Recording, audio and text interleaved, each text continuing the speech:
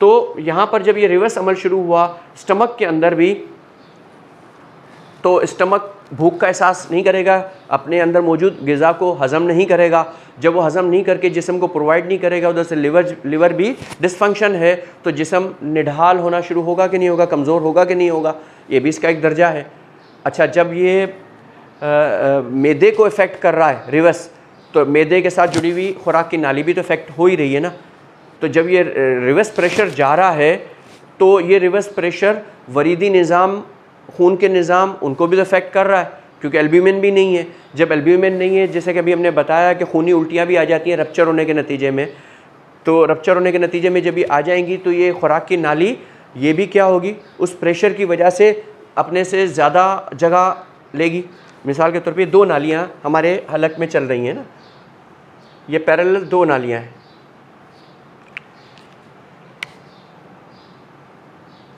समझ गए होंगे कि कौन कौन सी 2 नालियाँ हैं।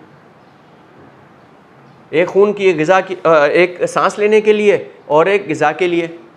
अब लेट सपोज़ कि ये ग़िज़ा वाली नाली जो है ये जगह ज़्यादा घेरती है, ये बढ़नी शुरू हो गई, ये फूलनी शुरू हो गई, दोनों तरफ से प्रेशर आ रहा है ना, तो फैल रही है, और ये फैलते फैलते फैलते फैलते और बढ़ रही है। जैसे जैसे ये फैलेगी तो ये अपने बराबर वाली जो सांस की नाली है, क्या उसको तंग नहीं करेगी? तंग करेगी। जब उसको तंग करेगी, उसकी जगह कम होती चली जाएगी, तो क्या सांस लेने में मरीज़ को आसानी होगी? नहीं होगी। गैस एक्सचेंज भी नहीं हो पाएगा। तो अब देखें कि यहाँ पर उसका दमे का मामला कैसे प्रोड्यूस हो गया।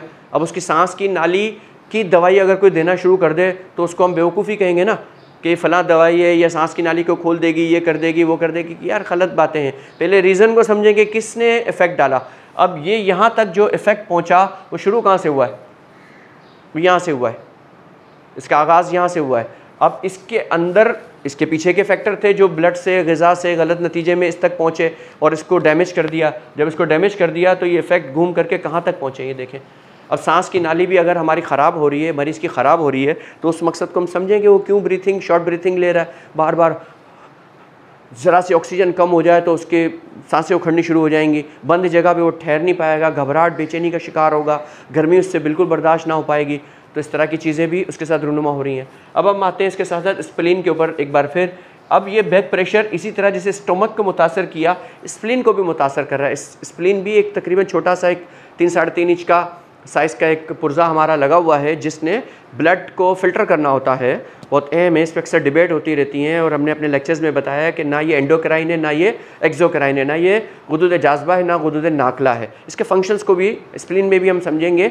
यहाँ पर ये समझ रहे हैं कि ये ब्लड के अंदर से रेड ब्लड सेल्स को तबाह कर रहा है, यानी जो डैमेज हैं, ख़राब हैं, उनको ये तोड़ फोड़ देता है, या उम्र रसीदा हो गए उनको ये तोड़ फोड़ देता है। इसके अंदर ऐसा मैकेनिज़्म है जिसमें वो फंस करके ख़राब हो जाते हैं। फिर इसमें से आयरन वगैरह को अलहदा कर दिया जाता है, इसमें से जो ग़िज़ाई मवाद, प्रोटीन वगैरह होता है, उसे स्प्लीन खुद इस्तेमाल कर लेता है, जिस्म की ग़िज़ा बन जाती है।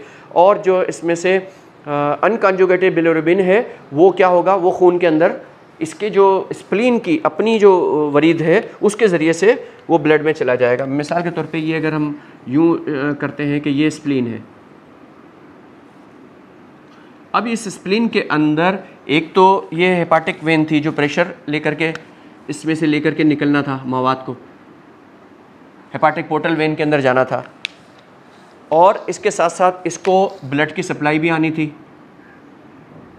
ये ब्लड की सप्लाई आनी थी, और ये मवाद बाहर निकल जाना था, और इसके साथ साथ वीनस सिस्टम ने भी आना था अंदर, क्योंकि जहाँ पर आर्टरी आएगी उसके साथ वेन भी आएंगी, और उन वेन ने क्या करना था, अपना मवाद इसके अंदर से वो जो डीऑक्सीजनेटेड हो चुका है उसको भी ले जाना है, और इसने जो दीगर मटेरियल पैदा किया वो भी ब्लड के अंदर आ जाएगा। तो जो ये मवाद आ रहा है, अब ये बैक होकर के किस में शामिल होना शुरू हो जाएगा, खून के अंदर शामिल होना शुरू हो जाएगा।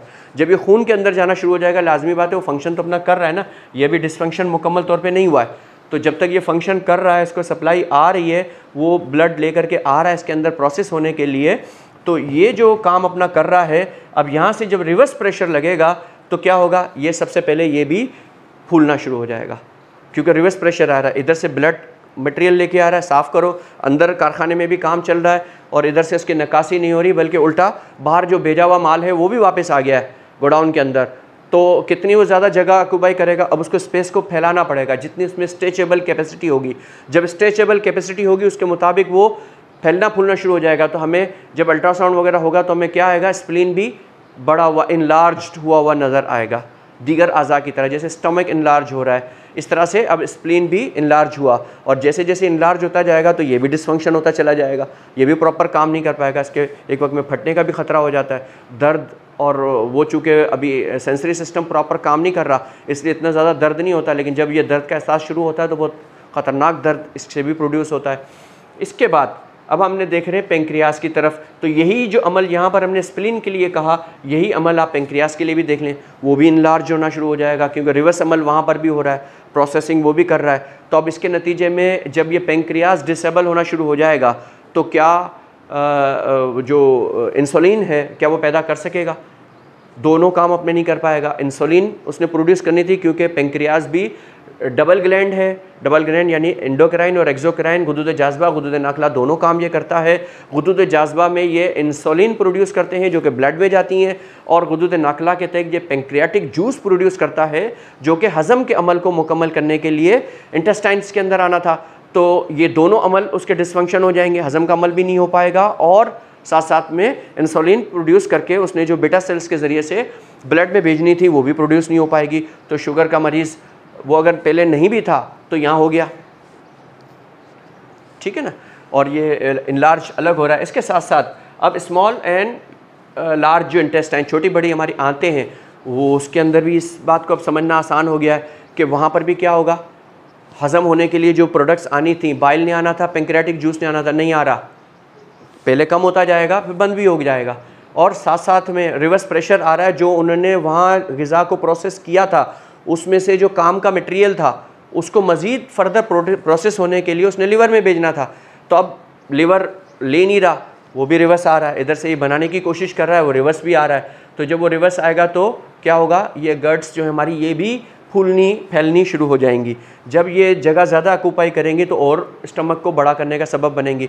अब याद रखें कि पेट के अंदर इससे पहले लीकेज का अमल एल्ब्यूमिन से शुरू हो चुका था हेपाटिक पोर्टल वेन के अंदर, और वो लीकेज पानी की हो रही है, वहाँ पर रतूबात की, फ्लूइड की हो रही है। मैं आम रतूबात की जगह पानी भी बोल जाता हूँ तो रतूबात समझ लें, बाज़ औक़ात वो पीने वाला पानी को ही खाली वो मुराद ले लेंगे तो भी प्रॉब्लम ना करें लोग, तो समझ लें कि फ्लूइड आ गया, चलें फ्लूइड आ गया।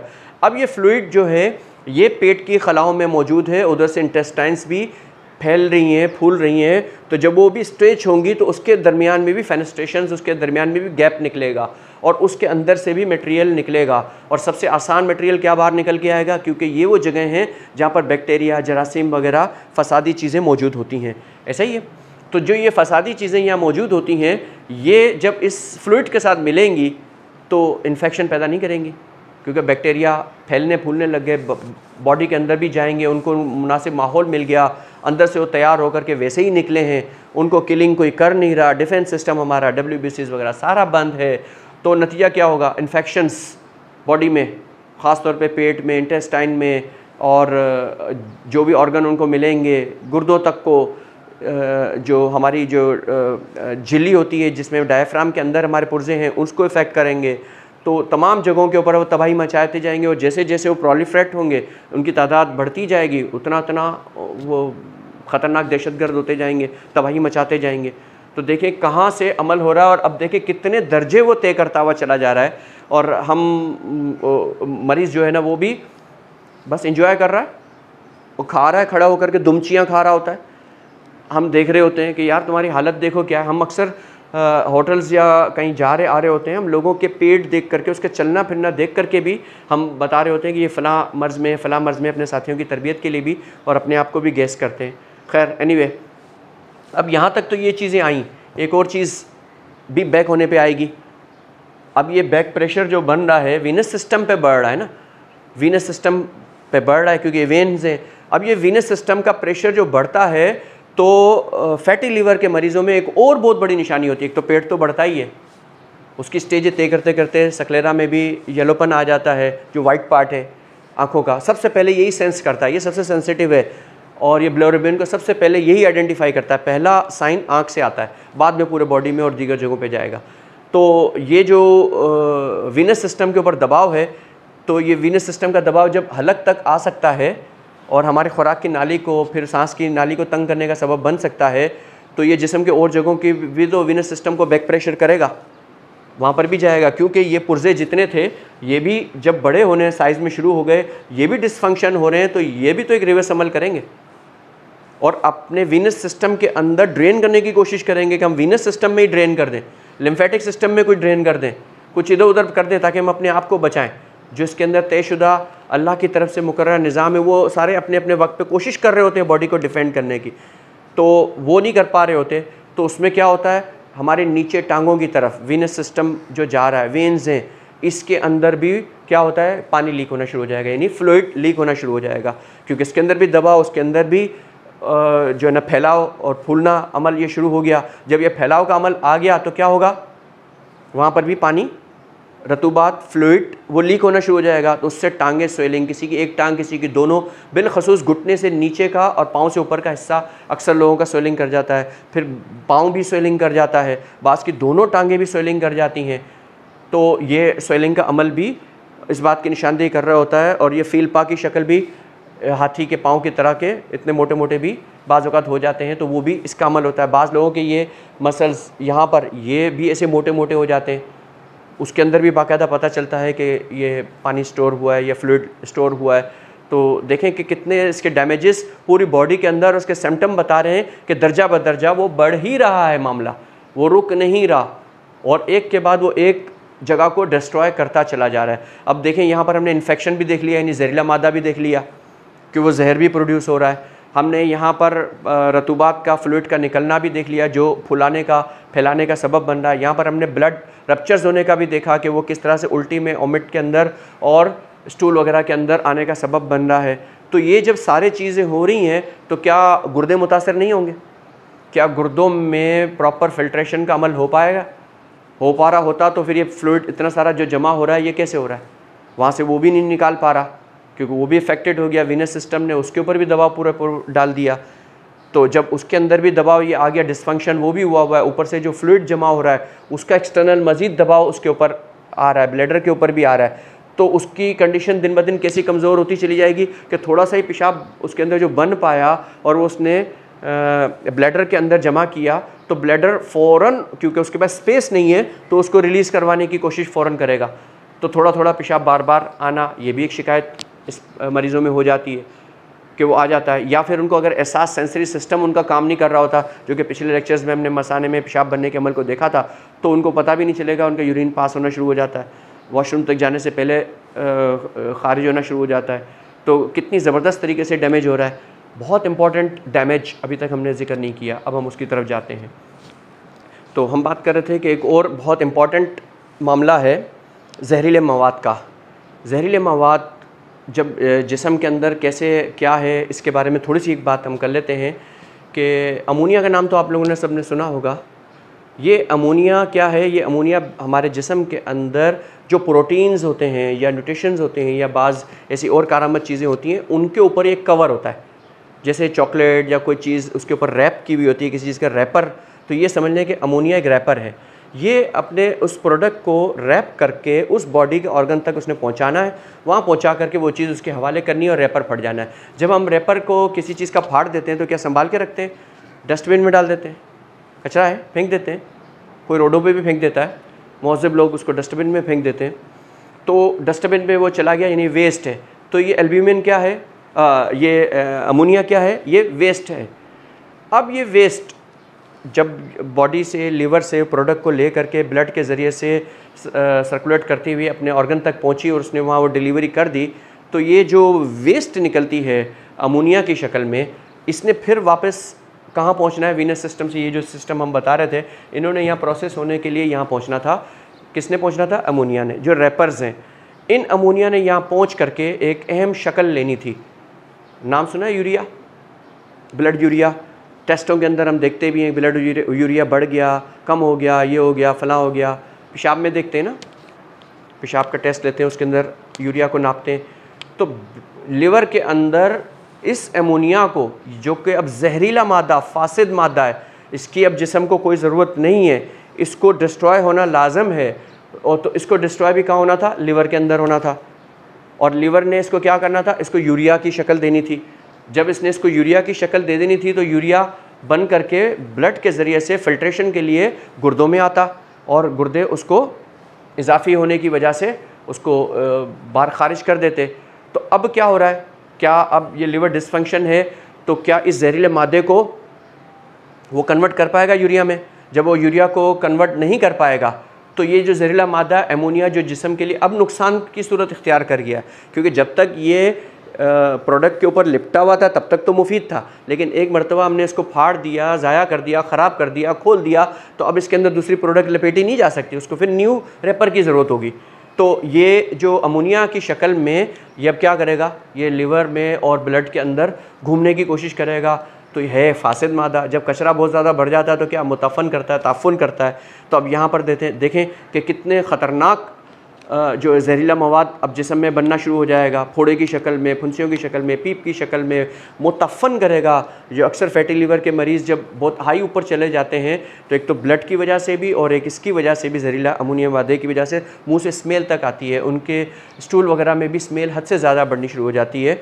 क्यों हो जाती है? अब देखें कि यहाँ डिटॉक्सीफाई का अमल जो लिवर ने करना था वो भी एक सामने आ गया कि वो डिटॉक्सिफिकेशन से यानी कि जहर को मारने से रुका हुआ है। और ऐसी स्टेज के ऊपर हमने कौन सी दवाई देनी होती है?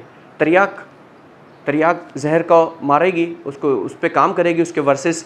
तो हम जितने जितने बॉडी के मैकेनिज़म्स को समझते जाएंगे उसके वर्सेस की दवाइयों को भी अच्छे से समझते जाएंगे। हम दवाइयों के फिर मोड ऑफ एक्शन को जब हम बयान करेंगे फार्माकोलॉजी के अंदर तो वहाँ ये की हुई बातें आपको याद आएंगी। वहाँ यहाँ आपने समझा होगा तो वहाँ भी समझेंगे कि दवाई पेट में जाने के बाद कैसे किस किस शक्ल में इख्तियार करती है, कौन सी स्टेजेस से गुजर करके अपने ऑर्गन तक जा कर के फ़ायदे का या नुकसान का सबब बनती है। तो उसको हम वहाँ आराम से समझ सकेंगे। तो ये आपने देखा कि जिगर की ख़राबी से अमोनिया जो यूरिया में बदलना था वो नहीं बदल पाया और वो जहरीला मादा वो तैयार हो गया। और जब यही अमोनिया जहरीला मादा जब ये तरक्की करता हुआ सीधा ज़ाहिर ब्लड के अंदर तो चल ही रहा है तो दिमाग तक भी जाएगा। जब ये दिमाग तक जाएगा तो दिमाग को ख़तरनाक हद तक मुतासर करेगा। और जब ख़तरनाक हद तक मुतासर करेगा तो कैसे मुतासर करता है? मरीज़ की अनकॉन्शियस हो जाता है, बेहोशी की हालत में, ना सोया है ना जागा है, ऐसी हालत भी हो जाती है। अजीब अजीब मुंह बनाएगा, अजीब अजीब जिस्म की हरकतें, अगर ज़मीन पे लेटा है तो हाथ पाँव बेहंगम चलने शुरू हो जाएंगे उसके। कभी वो चेहरे के ऊपर उसको किसी भी चीज़ पे डिसीजन नहीं होगा, उसका अनकंट्रोल्ड उसकी बॉडी होगी। उसके जो इरादी उज़लात हैं वो गैर इरादी हो जाएंगे, बग़ैर उसकी मर्ज़ी से वो ऊँट पटांग हरकतें करेंगे, इधर उधर मूवमेंट करेंगे, बैठे बैठे भी, सोए सोए भी, चलते फिरते भी। तो ये किस जहर की वजह से? ये कौन सा जहर है? वही अमोनिया जो यहाँ से सफ़र करता हुआ पहुँचा। हम बिलमुफ़रद आज़ा भी बात करेंगे।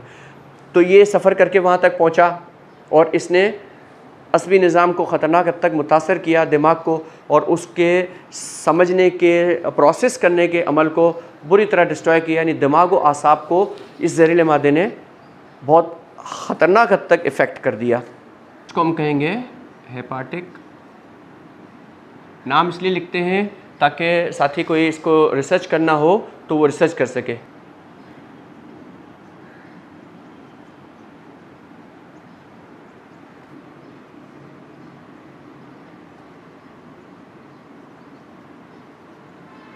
हेपाटिक एनसेफेलोपैथी जो कि एक टर्म इस्तेमाल होती है एलोपैथिक वगैरह में मेडिकल बुक्स के अंदर, और ये बताती है कि अब दिमागी जो सिस्टम डिसऑर्डर हुआ है, इस डिसऑर्डर होने की वजह क्या थी? लिवर। और आप लोग इंशाल्लाह ताला ये देखेंगे कि किस तरह से जब हम इसकी मज़ीद बिलमुफ़रद आज़ा तशख़ीस करेंगे तो हकीकत कान मुफ़रद आज़ा के तहत जो उसूल हमने सीखे समझे बयान किए हैं वो हर जगह पे देखें कैसे पूरे होंगे और वो किस तरह प्रूफ भी होंगे, पूरे भी होंगे, प्रूफ भी होंगे इंशाल्लाह। तो यहाँ पर हमने इस पे बात कर ली कि अमोनिया जहर जो खून में सफ़र करके पहुँचता है तो किस तरह से डैमेज कर रहा है पूरे सिस्टम को। अच्छा, इसके अलावा ये जो सिस्टम है हमारा, ये जो डिस्टर्ब होता है, इसके साथ साथ शराब के इस्तेमाल में भी, स्लीपिंग पिल्स, सुकून आवर अद्विया, वो भी इसको ख़राब करने का सबब बनती हैं, जिसमें अक्सर ये कैफियत पैदा हो जाती है। बहुत सारे लोग नींद की दवाई खा करके सोने के आदी होते हैं, या एंटी डिप्रेसेंट किस्म की मेडिसिन को खा रहे होते हैं, एंटी डिप्रेसेंट तनाव वगैरह दूर करने के लिए कि हर वक्त ले रहे हैं, या कब्ज़ मुस्तकिल रहते हैं, पानी की कमी का शिकार रहते हैं, या इन्फेक्शन वगैरह हो, गुर्दों की ख़राबी हो, निज़ाम हज़म के रास्तों में कहीं जो है वो क्लॉटिंग या ब्लीडिंग हो जाए, तो इन सब के नतीजे में भी क्या होता है कि यहाँ पर लिवर मुतासर होकर के इस बेहंगम पने का सबब बनता है। क्योंकि लाजमी नहीं होता कि एक चीज़ जब मुतासर हुई है तो वो अपने फ़ौरन उसी किस्म के, वो दर्जा बदर्जा मुख्तलिफ स्टेज तय कर रही होती है, और उस दौरान में अगर कोई गलत चीज़ इस्तेमाल की जाए, मिसाल के तौर पे अब इस पोजीशन के अंदर भी बाज़ लोग अद्वियात ऐसी इस्तेमाल कर लेते हैं जिसके अंदर फ़ैट्स हों, या उसके अंदर स्लीपिंग पिल्स इस्तेमाल कर लेते हैं कि दिमाग को रेस्टिंग पोजीशन में ले जाएं। अब रेस्टिंग पोजीशन में वो पहले ही जा रहा है, उसका जो सप्लाईज़ हैं वो ऑलरेडी मुतासर हो गई हैं, मज़ीद आपने पिल दे करके उसको और कमज़ोर कर दिया, तो अपना डिफेंस करने की बजाय वो इस मसले की वजह से वो और इफ़ेक्टेड हो जाएगा, असमी निज़ाम को मुतासर कर देगा। इसी तरह से एंटी डिप्रेसेंट, बंदा समझ रहा होता है कि उलझन, तबीयत उसकी बेचैनी का इजहार कर रही होती है, उलझन का शिकार होता है, वो कभी लड़ रहा है, झगड़ रहा है छोटी छोटी बातों के ऊपर। अब डॉक्टर के पास जाता है, तबीब के पास जाता है, और वो उसको एंटी डिप्रेसेंट लिख देता है बग़ैर चेक किए, बग़ैर तशख़ीस के, और या मरीज़ ही खुद ही इश्तिहार देख करके खूबसूरत या किसी के गुफ्तगू से मुतासर हो करके वो ले लेता है कि ये बड़ी दिमाग को सुकून देती है, या सुकून देने वाली कोई नशावर चीज़ वगैरह का ऐसा इस्तेमाल शुरू कर देता है। नतीजा क्या होता है कि उसकी रही सही कसर भी पूरी हो जाती है, वहाँ जो उस दिमाग के हिस्से ने जो अपना डिफेंस करना था किसी हद तक, वो उसको भी उस काबिल नहीं छोड़ता, और अपनी बीमारी को फैलने में ख़ुद अपनी मदद खुद करता है। तो इसलिए हम कहते हैं अक्सर कि जो सेल्फ़ मेडिकेशन करने वाले होते हैं वो अपने साथ खुद ज़्यादती, खुद दुश्मनी कर रहे होते हैं। तो ये बचें सेल्फ़ मेडिकेशन से। आपको नहीं पता कि कब कहाँ तबीब ने अगर आपको किसी स्टेज पे गलत भी दवाई दे दी ना, तो वो आपकी कंडीशन देखकर भांप जाएगा, और भांप करके वो फ़ौरन उसको दुरुस्त करने की कोशिश कर लेगा, और वो रिज़ल्ट आ जाता है। हो जाती हैं गलतियाँ, इंसान है हम भी, लेकिन अगर मरीज़ खुद कर रहा है, या मरीज़ के घर के करीब के वर्सा जो खुद तबीब नहीं है वो उसको मुख्तलिफ अपने साबिक़ा तजुर्बात के नतीजे में अद्वियात दे रहे हैं, तो आप सोचें, कभी सही भी लग सकती हैं लेकिन अक्सर गलत निकलती हैं, और नतीजा क्या होता है, मरीज़ को बहुत ज़्यादा ख़तरनाक नुकसान का सबब बनता है मरीज़ के लिए। अच्छा, अब इसके साथ साथ ड्रग मेटाबॉलिज़्म के ऊपर हमारी कोई बात अभी प्रॉपर नहीं हो पाई, वो भी दोबारा एक हम कर लेते हैं कि जब ये लिवर डिसफंक्शन है और काम नहीं कर रहा, दिन ब दिन ये कम हो रहा है, तो जो अद्वियात मरीज़ को दी जा रही हैं वो जब जितना काम कर रहा होगा उतनी हद तक तो वो उसमें जा रही होती हैं, पहुंच रही होती हैं, लेकिन दिन ब दिन ये ख़राब होता जब चला जाएगा तो उन अद्वियात ने भी लिवर में जा कर के प्रोसेस नहीं होना। जब अद्वियात ने लिवर में जा कर के प्रोसेस नहीं होना, ब्रेक थ्रू नहीं होना उसका, और वो फिर ब्लड में शामिल होकर के जिस्म में जाने के काबिल नहीं रहेंगी, तो यहाँ पर क्या होगा, अब अद्वियात भी कोई काम नहीं कर पाएंगी, अद्वियात के लिए भी मुश्किल हो जाएगा। तो जो अद्वियात देना भी मुश्किल हो जाएगा, उस स्टेज तक पहुँच गया है लिवर, सिरोसिस का शिकार हो चुका है, पत्थर हो गया, सख्त हो रहा है, अब इसके अंदर कुछ नहीं रहा, तो और पूरा गंदा अजीब सा, इसकी शक्लें आपको इंशाल्लाह हम कोशिश करेंगे कि अपने वीडियोस में भी दिखाते रहेंगे और दिखाई भी होंगी, तो वो आप देखें कि वो हालत में आ चुका है, तो वहाँ मेडिसिन भी काम नहीं कर पाएंगी। अब आप जो मर्ज़ी मेडिसिन दे रहे हैं, वो मेडिसिन की स्टेज से भी वो मरीज़ निकल जाता है आगे, और फिर हम तबीब जो हैं, हमारे पास तो इंजेक्ट करने के लिए भी कोई अलाउ नहीं है, हम नहीं कर सकते, तो हमें तो जो देना है औरल देना था, और औरल अब एसोफेगस जो खुराक की नाली भी मुतासर, पेट भी मुतासर, आंतें भी मुतासर, लिवर डिसफंक्शन, चीज़ें काम नहीं कर रही, और उस स्टेज पे जाने के बाद अक्सर मरीज़ों और उनके वर्सा को हकीम याद आता है। अब जी हकीम साहब के पास या वैद्य जी के पास चलते हैं, और फ़लाँ नामचीन है उसके पास चलेंगे, वो तो पता नहीं कौन सा जादू करेगा और हमारा मरीज़ एकदम दौड़ने भागने लग जाएगा। तो भाई उसकी मरीज़ की उस हालत में लाने के ज़िम्मेदार तो आप लोग खुद हो, और फिर एक्सपेक्ट हमसे कर रहे होते हो, और जैसे ही वो तबीब बेचारा अल्लाह की मदद से, अल्लाह का खौफ करते हुए कोई दवाई देना शुरू कर देगा, तो फ़ौरन मरीज़ को ज़ाहिर उलझन का सबब बनेगा, क्योंकि उसको प्रोसेस होने का सिस्टम उसका है ही नहीं, तो वो रिएक्ट करने लगेगी, ओहो हम तो आपका बड़ा नाम सुन करके आए थे, आपने तो हमारे मरीज़ की बैंड बजा दी, आपने उसको तो क्या दवाई दे दी, गलत दवाई दे दी। सब कुछ सही होता है लेकिन वो मरीज़ तो इस काबिल नहीं होता।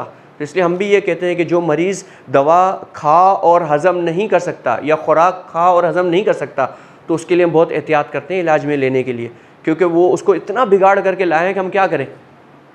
लेकिन बहरहाल हमें तो चूँकि काम करना होता है, तो ऐसे मरीज़ों का जो इलाज करना हो, जिन अद्वियात से करना हो, आप कोशिश करें कि बेहतरीन ऐसी हर्ब्स हैं, इंशाल्लाह हम अपने हो सकता है सेक्शंस में बयान भी करें, उनका अर्क इस्तेमाल करें, क्योंकि इस वक्त उस मरीज़ को अगर कोई फ़ायदा पहुँचाने वाली चीज़ अगर उसके लिए फ़ायदेमंद है तो अर्क की सूरत में है। और दूर के मरीज़ों को अर्क भेजना भी बड़ा मुश्किल होता है, पोस्ट वाले नहीं लेके जाते, कोई कोरियर कंपनी नहीं लेके जा रही होती, मुल्क बैंड कर रहे होते हैं अपने, हालांकि वही अहम चीज़ होती है उस मरीज़ तक जाने के लिए, और उस मुल्कों में वो चीज़ दस्तयाब नहीं होती। अब करे तो क्या करे बंदा, मुश्किलात ही मुश्किलात हो जाती हैं बाज़ औक़ात।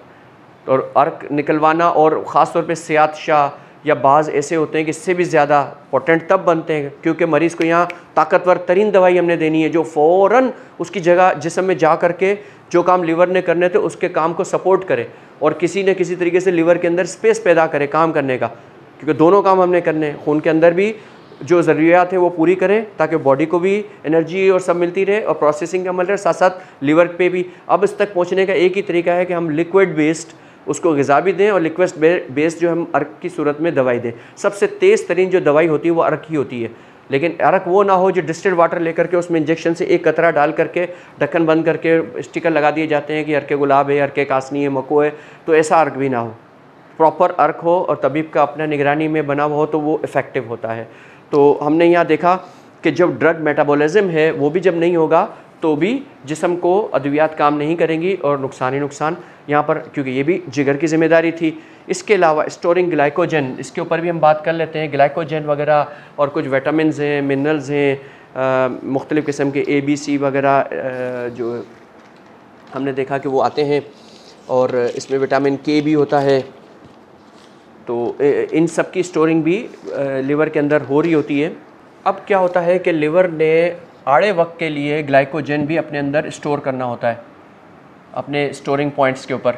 तो अब जब लीवर इस तरह की ख़राबी का शिकार है तो क्या वो कोई भी जो भी चीज़ स्टोर कर रहा था वो कर पाएगा? जब वो नहीं कर पाएगा और जिस्म को ज़ाहिर एनर्जी के लिए ग्लूकोज ही की ज़रूरत होती है, वो ग्लूकोज जब उसको नहीं दस्तयाब होगा तो अब क्या प्रॉब्लम आएगी? ग्लूकोज स्टोर भी नहीं हो रहा और जो स्टोर शुदा है वो निकल भी नहीं पा रहा, या जो था उसने वो निकाल दिया, मज़ीद प्रोसेसिंग ही नहीं हो पा रही।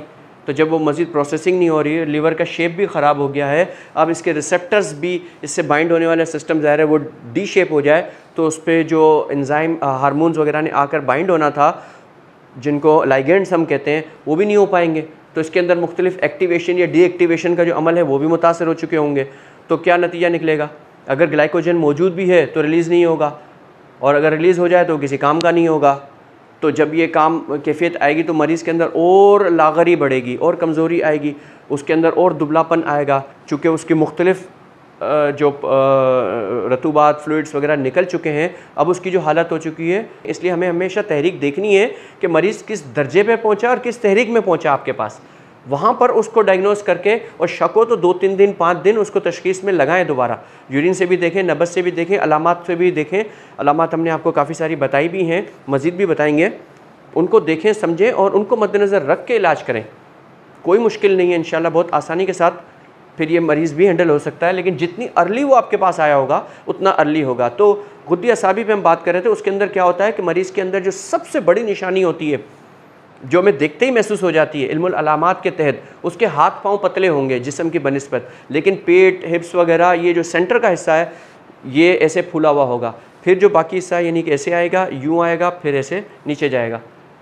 तो नीचे चाहे वो मर्द हो या औरत हो, उनके अंदर हाथ पाँव का पतला होना, दुबला होना बनिस्बत बाकी जिस्म के, लेकिन बीच से उसके जिस्म का बेहंगम बड़ा होना, ये बात की निशानदेही भी कर रहा होता है कि इसके अंदर रतूबात का अखराज हो रहा है, फ्लूइड्स का अखराज हो रहा है। अभी इंशाल्लाह आने वाले दिनों में एक और हमारी एक बहुत इंपॉर्टेंट इस गुद्दी असाबी की कैफियत कैसे डेवलप होती हैं, इलेक्ट्रोलाइट्स कैसे होते हैं, इसमें लीकेज के अमल जो उसके अंदर कैसे होते हैं, उसको भी हम समझेंगे किन किन हालतों में होता है। लेकिन आपको आइडेंटिफाई हमेशा करते रहना है, एक चीज़ को फिक्स नहीं करने ना कि ये हालत देख के आप फ़ौरन लगा दो कि फैटी लीवर के मरीज़ थे। वो फैटी लीवर किस स्टेज तक पहुँच गया है, अब किस सिस्टम को इफेक्ट करके वो कहाँ खड़ा हो गया, अपने आप को बचाते बचाते वो कहाँ खड़ा हो गया, इस पॉइंट को हमेशा मद्देनज़र रखें। इसीलिए हम उन लोगों से कहते हैं जो हमारी वीडियोज़ देख रहे होते हैं, वो तबीब भी और वो आम लोग भी जो ख़ुद मरीज़ हैं इस मसले में या उनके इर्द गिर्द कोई ऐसे मरीज़ हैं, तो तशख़ीस एक ऐसा नहीं होता कि आप अपनी ज़बान की तस्वीर खुद ही भेज देते हैं, आपसे मांगी भी नहीं जाती और आप भेज देते हैं, या आप अपने पेशाब की तस्वीर भी अपनी मर्ज़ी से भेज देते हैं, वो भी नहीं होता, या अपनी मर्ज़ी से उस लेक्चर्स में से पॉइंट नोट किया और वो इलाज शुरू कर लेते हैं। ये भी सब गलत बात है, ये ना करें, तबीब को डिसाइड करने दें। तबीब अगर समझदार होगा, हाज़िक होगा, तो आपसे दूर होगा, तो वो दूर होने के बावजूद भी वो तशख़ीस कर लेगा। खाली ये रिपोर्टों के ऊपर इन्हिसार भी ना करें, तो और भी कई ज़राए होते हैं, हम इंशाल्लाह कुछ बता रहे हैं और बताते भी रहेंगे। तो खैर हम यहाँ पर देख रहे थे कि जो ग्लाइकोजन का एक प्रोसेस था वो भी यहाँ पर नहीं हो पाया, तो अब हमने डिटॉक्सिंग का भी देख लिया, ड्रग मेटाबॉलिज्म भी देख लिया, स्टोरिंग का भी देख लिया, और प्रोड्यूसिंग शुरू ही हमने इससे किया। तो प्रोड्यूसिंग में ABC तीनों को भी हमने समझ लिया। मेन जो 3 चीज़ें थी, एल्ब्यूमिन, बाइल और कोगुलेशन फैक्टर्स। तो इन तमाम की रोशनी में आप ये देखें कि किस तरह ख़तरनाक अंजाम होता है कि जब लापरवाही का हम हेपाटोसाइट्स उसको प्रॉपर वक्त पे अगर सपोर्ट दे देते तो ये हेपाटोसाइट्स जो सेल्स थे इसके अंदर, लोब्यूल्स के अंदर होते हैं, ये पोटेंट होते, इन पे जो दबाव होता वो हम ख़त्म करते और मरीज़ को लेके जाते तो बिल्कुल जड़ से ये मसला सही हो जाता। लेकिन ये जितना डैमेज कर चुका होगा, अगर किसी हद तक हम मरीज़ को ठीक भी कर लें, दवाई भी दे लें, तो फिर भी 100% दोबारा ठीक नहीं हो पाता। तो सेल्फ़ मेडिकेशन के और इस मामला से बचना ही बेहतर होता है। ये वो मरीज़ अक्सर हम देखते हैं लापरवाही के नतीजे में कहाँ से कहाँ पहुँच जाते हैं। बिलखसूस इसमें जो पहले से ही शुगर में मुब्तला, डायबिटिक मिलाइटिस जो उसके अंदर जो ज़्यादा पेशेंट इन्वॉल्व हैं, उनके अंदर भी ये लापरवाही हमने बहुत देखी है कि वो लापरवाही हो रही होती है, पेट बढ़ रहा है, फिर भी उनका जो खाना है कभी ये खा लूँ, उनको स्पाइसी और सॉल्टी और चिकनाहट वाली इस तरह की ग़िज़ाएँ उनको वैसे ही बहुत मरगूब होती हैं, जो कि उनके लिए नुकसान का सबब होती हैं। लेकिन जब वो तबीब के पास आएंगे, पहले वो तमाम बाकी अपने कोशिशें कर चुके होंगे, जब लाइलाज होते जाएंगे तब उनको हकीम याद आएगा। जब हकीम के पास आएंगे तो फिर उनको फ़ौरन रिज़ल्ट चाहिए। तो ये फिर जितना दूर जा चुका होता है मर्ज़, उतना ज़्यादा वक्त लेता है। और याद रखें, इलाज का अमल कैसे होता है, कभी भी यहाँ सही नहीं होगा। यहाँ के इम्पेक्ट जहाँ गए हैं, यहाँ गए, यहाँ गए, जहाँ गए, वहाँ से वो रिवर्स होना शुरू होगा, फिर जा कर के यहाँ तक पहुँचेगा। यहाँ इसको प्रिपेयर किया जा रहा होता है ताकि इसका जो प्रेशर है ये ना आए, और यहाँ पर से इन सब को ठीक करते करते करते तबीयत ने फिर यहाँ तक मुकम्मल पहुँच करके फिर इसको प्रॉपर हालत में लाना है। तो ऐसा नहीं हो सकता कि जो हम दवाई दे रहे हैं डायरेक्ट पहले इसी को ही ठीक कर दे। इसने जिसने सबसे पहले इब्तिदा हुई थी उसने सबसे लास्ट में सही होना है, बस आसान फार्मूला रख लें और वो जब हल होगा। तो इसीलिए हम कहते हैं रूट काज, जड़ पे, बुनियाद पे मर्ज़ की, उस पे जाएं। उस पे जाने के लिए हमें क्या प्रोसेस से गुजरना पड़ेगा, अद्वियात से लेकर के। और ये कोई रातों रात या चंद दिन, हफ्ते 15 दिन के अंदर नहीं होता। बाज़ों का 2-3 महीने तक भी कोई ख़ास इफ़ेक्ट मरीज़ को महसूस नहीं होता, लेकिन उसके बाद जब उसको महसूस होता है तो पता चलता है कि काफ़ी चीज़ें उसकी ठीक हो गई, ख़ास तौर पे जब उसका सेंसरी सिस्टम उसको रिस्पॉन्ड करेगा। अच्छा, हमने ये बात तो कर दी कि प्लेटलेट्स इसका जिस्म में कम होना इस हालत में आ जाता है क्योंकि वो भी प्रोड्यूस नहीं हो पा रही, स्प्लीन की ख़राबी है। WBCs जो मुदाफ़ियाती निज़ाम, वो भी ख़तरनाक हद तक मुतासर, हड्डियों का बुरबरा होना, कमज़ोर होना, चटक जाना, कमज़ोर, ये भी हमने बात की, वो भी हमने देख लिया। अब ऐसे मरीज़ों के अंदर AST और ALT रिपोर्टों के अंदर बढ़ावा आता है अक्सर, उसको बहुत तवज्जो से देखें। इसके साथ साथ एल्ब्यूमिन का लो होना और कैल्शियम का लो होना, प्लेटलेट्स का लो होना, ये भी इसके अंदर कॉमन उसके टेस्ट रिपोर्ट्स में आ रहा होता है। तो जब इस तरह की चीज़ें आनी शुरू हो जाएं तो फ़ौरन रेड अलर्ट हो जाना चाहिए और फौरी तौर पे उस मरीज़ को या तबीब को अपने मरीज़ को फ़ौरन प्रॉपर डायग्नोस करके उसके ट्रीटमेंट को शुरू कर देना चाहिए। एक और चीज़ जो इसकी अलामतों में से एक अलामत है, जिस्म में ये फैल रही है, तो इसके फैलने के साथ साथ, फुलाने के साथ साथ, अज़ा को डैमेज करने के साथ साथ ये एक और अमल भी करती है स्किन पे इचिंग का। क्योंकि मुख्तलिफ़ किस्म के, जब पानी लीक हो जाएगा किसी जगह से, पानी के साथ सॉल्ट ने भी होना है और मुख्तलिफ़ इलेक्ट्रोलाइट्स ने भी होना है। अब वो इलेक्ट्रोलाइट्स या सॉल्ट क्या होते हैं, वो पीछे रह गए, बाकी चीज़ लीक कर गई। जब वो लीक कर गई और वो चीज़ रह गई है, प्रोडक्ट रह गई है, तो उस प्रोडक्ट को तबीयत मुदब्बरा बदन हमारी अच्छा नहीं समझती है, जिस्म में उसका रुकना, एक्सटर्नल बॉडीज़, और उसको भी वो अच्छा नहीं समझती, उनको वो बाहर निकालना चाहती है। लेकिन उसके एक्सक्रेटरी सिस्टम सारे ख़राब हुए पड़े हैं, कोई भी उसको रिस्पॉन्ड नहीं कर रहा। तो उसने कहाँ पर उस मवाद को फिर ले जा करके रखना है, जिल्द के नीचे, कि यहाँ से कोई सबब बन जाए, पोर्स हैं यहाँ पर, यहाँ से कोई सबब बन जाए। अब वो वहाँ से भी वो बाहर नहीं निकल पा रही होती, तो ऐसे मरीज़ों को बहुत ज़्यादा इचिंग भी होती है। और इतनी इचिंग भी बाज़ों का होती है, ऐसे मरीज़ों को हम अक्सर कहते हैं अपने नाखून बिल्कुल काट के कम रखें, मुसलसल 3-4 दिन में काट दें, कि वो खुजा करके ज़ख़म डाल देंगे। और ज़ख़म डाल देंगे तो क्या होगा, कोगुलेशन फैक्टर नहीं है, ज़ख़म भरेगा नहीं, फिर उसके लिए भी प्रॉब्लम होगी। तो ऐसे पेशेंट्स को हम कोई ऐसी मुनासिब क्रीम भी कहते हैं लगाने के लिए, कोई तरी वाली, वो मॉइस्चराइज क्रीम जिसको हम कहते हैं, वो भी लगवाते हैं। गीले तौलिए भी उसको रखवाते हैं, और उसको ऐसी स्लीविंग लंबी आस्तीनों वाले कपड़े उसको कहते हैं पहनने के लिए, ताकि वो कपड़े के ऊपर से खुजा ले, ना कि वो डायरेक्ट जा करके अपने नाखूनों से खुजाए, उसमें बहुत शिद्दत के साथ, क्योंकि तबीयत उसको पसंद नहीं कर रही होती, इसीलिए उसको उसमें इतनी शिद्दत पैदा करती है कि आप उसको जल्द से जल्द खुजा करके रबिंग करेंगे तो वहाँ थोड़ा सुकून भी आएगा और उसमें जल्द खिंचती है, पोर्स में गैप बनती है और उसमें से दखानी मादे की शक्ल में मवाद ने बाहर निकल जाना है ताकि वो बाहर किसी तरह निकल जाए।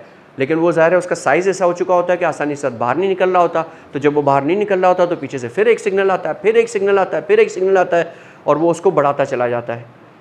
तो आपने देखा था ना, हमने लिम्बिक सिस्टम पे भी बात की थी और लिम्बिक सिस्टम को हमने बताया था कि किस तरह से इसके अंदर मुख्तलिफ़ किस्म के न्यूक्लियस मिल करके काम करते हैं और वो सिग्नल्स जब वो पूरे दिमाग के मुख्तलिफ सेंटर से वसूल कर रहे होते हैं तो उतने स्ट्रॉन्ग सिग्नल वो बढ़ाते चले जा रहे हैं।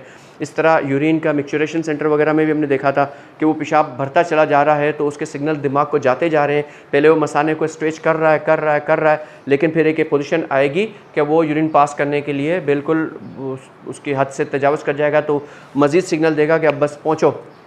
तो वो क्या होता है, वो प्रेशर डेवलप करता रहता है। इस तरह से इचिंग के अंदर भी हमारे ब्रेन से और सिग्नल्स मुसलसल असाब के ज़रिए से जा रहे होते हैं कि इसको अब किसी तरह से इचिंग करके, उसके बाद कोई हल नहीं है तो वो निकालने के लिए ये भी करता है। तो ये एक अहम पॉइंट हमारा ये भी एक क्लियर हो गया कि हम एसाइटिस के साथ साथ इन सब चीज़ों को भी हमने तरतीब से पढ़ लिया, देख लिया। तो कुछ देर के लिए वक्फ़ा करते हैं इंशाल्लाह, वक्फ़े के बाद इंशाल्लाह नेक्स्ट सेशन करते हैं इस पर।